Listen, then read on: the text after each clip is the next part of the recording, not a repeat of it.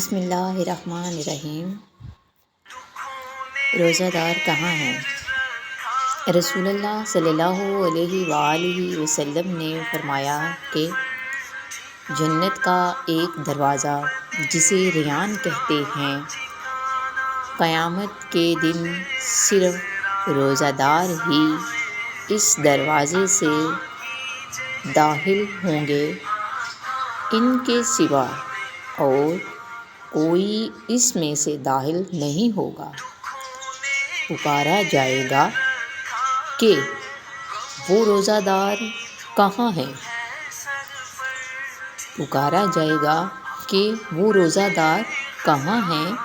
اس دروازے سے داخل ہونے کے حقدار کھڑے ہو جائیں، ان کے سوا اس دروازے سے کوئی نہیں جا پائے گا۔